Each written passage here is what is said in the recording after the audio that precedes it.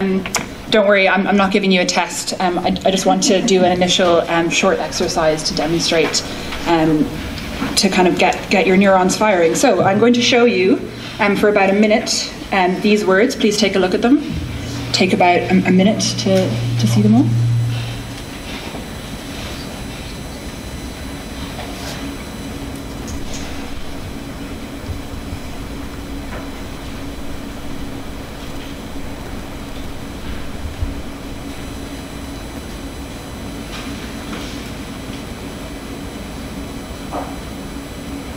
Has everyone got a good look at those? Mm-hmm. Okay.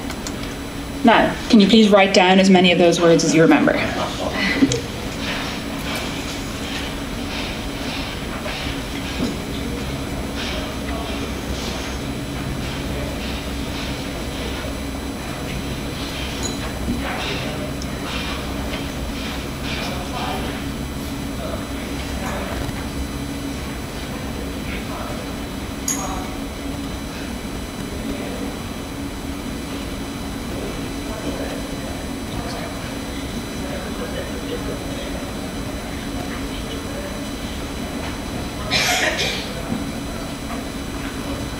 Are people still writing? Mostly finished? Okay. I'll give you 10 more seconds.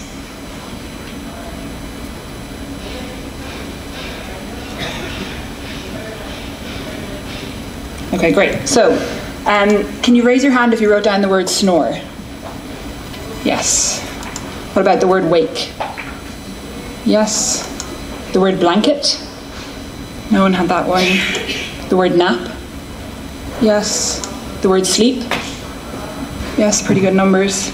Okay, the word sleep was not on that list of words. I'm so glad that worked. Sometimes it works all the time, but when it's on camera, I was really hoping that it did. So a lot, I think about probably 40 to 55% of you, I'd say roughly, falsely remembered the word sleep, which is not because you're stupid, it's because all of those words were related to the word sleep, and so your brain made that kind of instant quick connection of, I'm sure I probably saw the word sleep, so I'm going to write that down.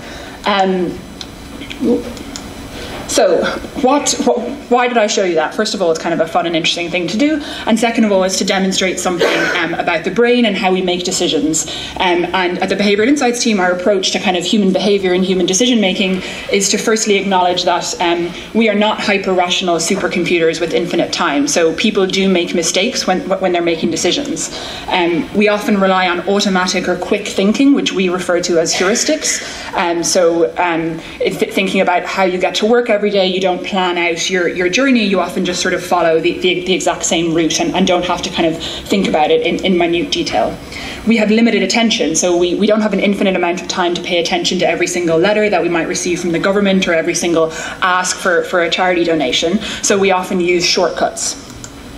And then we also change our behaviour depending on the context. So the environment around us often has quite a large impact on our decision making.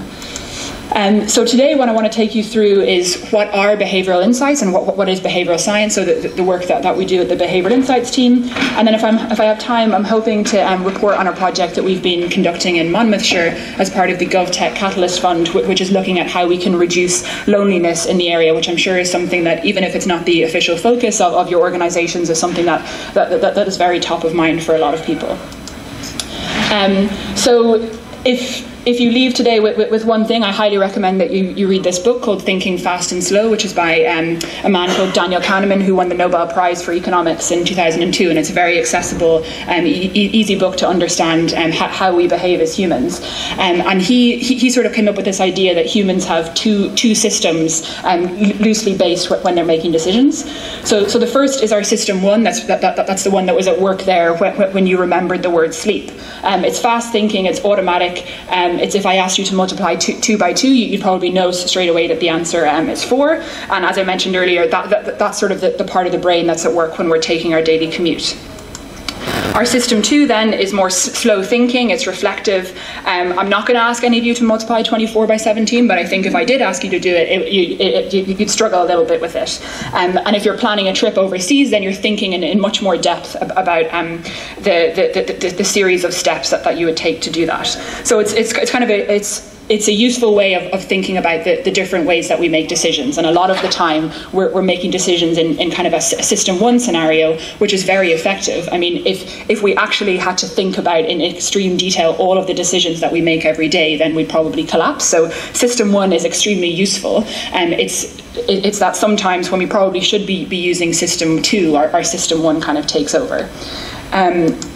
And here's a second book which relates to, in particular, behavioural insights in practice. And this was actually read by David Cameron in 2009 and led to the setup of the place that I work, the Behavioural Insights Team, as part of the Cabinet Office. And this is a book called Nudge, which is about improving decisions around health, wealth and happiness. And it sort of provides a framework for how behavioural science can be applied in policy. So if we think about policymakers who sit in Whitehall or in other places, how they think about the people that they're ultimately making decisions for is very important. So if they're drafting a letter to send out to somebody about their council tax or about their unemployment benefit, then if they're not thinking about how does this person understand what they're being asked to do, am I making this as simple as possible for them, then they might just sort of draft a letter that includes all the legal things that you absolutely have to say, but that isn't actually very intelligible to the person who gets it at the end.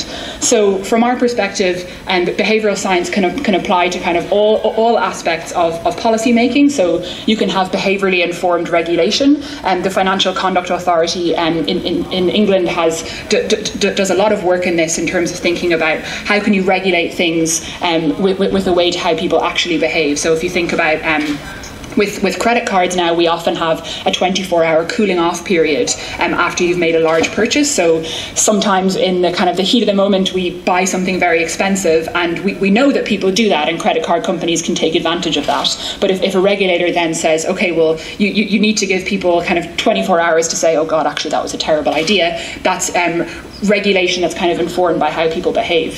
Similarly, the way that we give incentives, so the way that we sort of sanction people or reward people can be informed by how we think they behave. And also the way that we deliver information to people, which is probably something that a lot of you do as part of your jobs, and thinking about how you're giving people the information that's important for them, and making sure that it's extremely clear what you're asking of people. So all of those kind of lead into a behavioural insights approach, which is to sort of say that behavioural science is not trying to replace any particular policy approach. We don't think that we don't actually need laws anymore. All we need to do is nudge people. It's sort of that we can incorporate this approach into a lot of policy making work, and of course into a lot of work that charities do. So as I said, the Behavioural Insights Team was set up in 2010. We span out in 2014, so we're now a social purpose company, and we work kind of on two main areas. The first of which I've mentioned is applying behavioural science to policies and programmes. So we work a lot with central governments, local governments, and we work internationally as well, and we work a lot with charities, which is the team that I lead.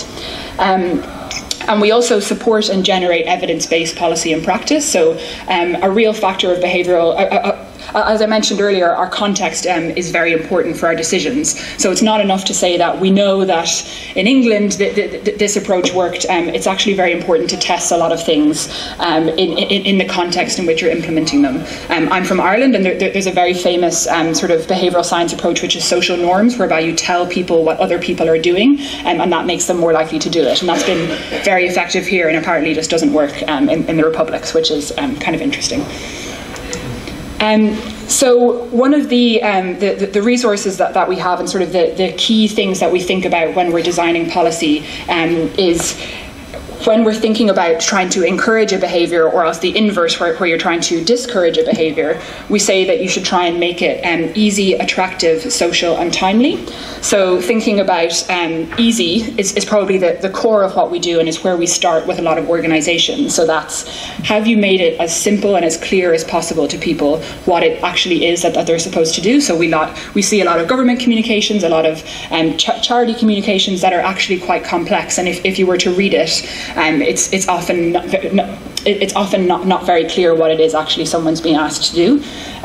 We often encourage people to run all their communications through free online editors that tell you the reading age of the document that you've written. So you should be ideally writing things that are readable by somebody who's about 10 or 11, and trying to make it as clear as possible rather than making things very complex. Attractive doesn't necessarily mean make paying your taxes fun. It's more about sort of making things as salient as possible, and kind of thinking about both the rewards and sanctions that you have in place.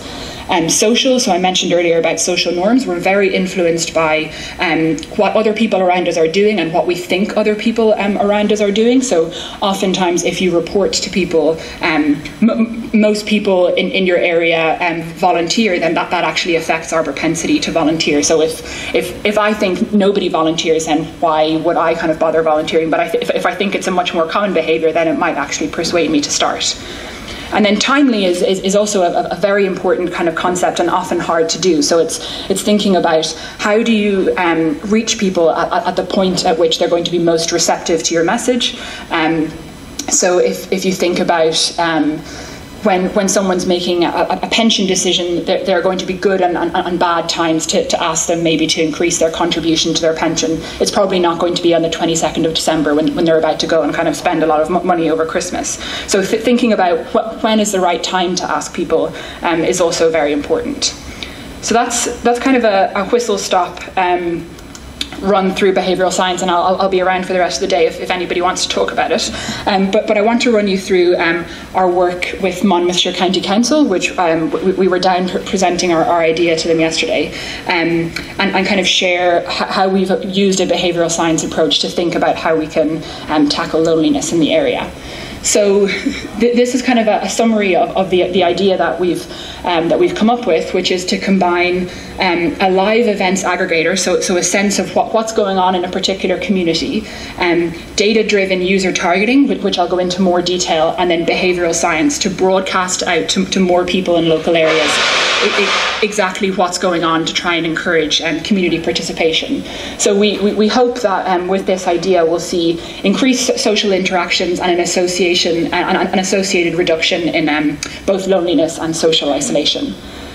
So why did we come up with this idea? So we went down to Monmouthshire and we did a lot of exploratory work. So we were riding on the community transport, we were going to lots of community events, and what we found essentially, which is I'm sure true of a lot of places in Wales, is that there was lots of great services and activities going on that were run by the volunteer force, but that sometimes there was both low awareness of what was on, and that it was kind of very hard to find a go-to place for listings, and then also kind of a missing link between the available transport, which in a rural county like Monmouthshire is essential, particularly if you're an older citizen who might not have access to a car. And beyond that as well is that it was not just that people had low awareness, it was that if you maybe hadn't been engaged in community activities for a while, you know, if you've recently been bereaved and have been caring for a partner for a long time, then it's actually quite scary to go to some of these events for the first time. So perhaps a lot of people had low confidence. So we felt that some people were missing out on this opportunity to connect.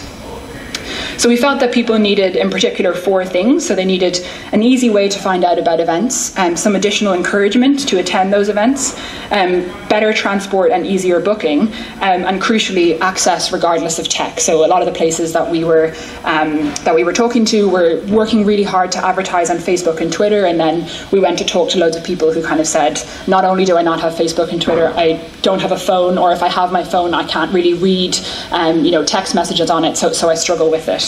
So we felt that any kind of approach that we had would have to cover all those. So this is kind of quite a complex diagram, I guess, but it takes you through what's called a theory of change, which some of your organizations might have. So it's sort of the logic behind the idea and the associated changes that we expect to do, which is very important for running things like, for evaluating the work that you do, and also understanding the assumptions that you have in place. So our work involves web scraping, which is looking at all of the online kind of calendars and that sort of thing that exist in a county, and taking the publicly available information and holding it in one particular place, including that in an events database, targeting people based on areas where we think people are much more likely to be lonely based on publicly available data, and then linking those people up with transport services. And we think, kind of, as I've outlined, that's because there is a low awareness of events. It's really difficult if you're organising a community event to actually get the word out there. So you've got to do Facebook and Twitter and, you know, the town hall website, and you've got to go and physically put up a flyer somewhere. So the event organisers that we spoke to actually had, you know, their work cut out really trying to get people to go, and they were, you know, really keen, obviously, to have people attend. And then people who basically said, I'd love to go to lots of things, but I don't have transport. It's not an option for me. So we felt that we could achieve a knowledge change, an attitudinal change, and that would in turn then lead to a behaviour change around increased participation, and then an associated reduction in loneliness and social isolation. I want to talk to you a little bit about this map that we've created, which sort of highlights how we can do the data targeting. So this took information that's publicly available from places like the census, Ofcom, so broadband availability, and the Welsh Index of Multiple Deprivation, and it basically said, can we map where we think people in Monmouthshire are going to be most lonely? So the red areas are actually... Oh, great, just leave it works. And the red areas are actually places where we think people are most likely to be lonely. And I don't know if any of you are familiar with Monmouthshire, but the red areas quite clearly coincide with places where lots of people live, which is quite contrary to what we thought before we went down. So the problem of rural isolation was really something that a lot of people said to us. And this is initial work, so there's lots of other data that we could add to this map that might actually change the picture. So this isn't proving definitively that people in cities are lonely or anything. But it provides a useful service to the council because it allows them to say where in particular should we be targeting for this kind of work. This table here just shows you where the publicly available data that we took came from. So you're looking at pieces of data that are quite predictive of someone being lonely. So being in a one-person household, age 65 or older, and being a lone parent with dependent children. These are all things that we know increase the likelihood that someone is going to be lonely. I mentioned timely earlier on in the session, and our perspective is that actually there are lots of points in somebody's life at which they might be much more receptive to receiving this kind of information. So we know from the behavioural science literature that it's easier to change our habits when we're kind of going through life changes. So things like becoming a carer, becoming a parent, or bereavement is all information that a council holds. So somebody has to go and register a death or a birth. They have to go and claim carers allowance, and so somebody in the council has that data and knows that. And if the council were then able to say, oh, and we've also got lots of events here for new parents, or here's our bereavement group, or why don't you think about coming to this community lunch, then there's huge amounts of opportunity there. And in Monmouthshire, they have these community hubs that are sort of situated in the libraries where people can come and access council services as well. So that we saw that kind of as a real opportunity. The platform also allows us to run randomised controlled trials, which I haven't discussed that much, but is basically a way of evaluating what works or not. And in the loneliness space, we really actually don't know that much how effective things are. So one thing that came up a lot is the word lonely stigmatizing. So we went and spoke to a group called the Lonely Parents Group, and my initial thought was, definitely don't call your group the Lonely Parents Group. People won't want to go, but that's kind of an open question. We don't really know if that sort of puts people off or not. In the interest of time, I'll skip through this, but this is essentially talks about some of the wider benefits of this work. So it can provide a lot of additional data for councils, hopefully sort of getting people who are maybe not very acute cases of lonely sort of into more community events, and frees up more time for service providers to help people who are much more in need and kind of need more intensive interventions. And then it also allows us to kind of build a much needed evidence base around reducing loneliness. So I'm around for the rest of the day. I'd love to talk to anyone or else answer any questions and hear any feedback. And you can obtain a free publication that describes East a little bit more on our website. And my email address is at the bottom there if anyone would like to get in touch. So thank you.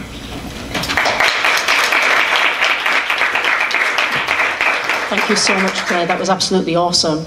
And I think what really hit home for me is that as a sector we're trying to make changes and drive changes in a million different ways. If we can bring the best science to how we do that, then our impact potential just literally goes through the roof. Really enjoyed that, and thank you for the recommended reading as well. I'm going to check that out.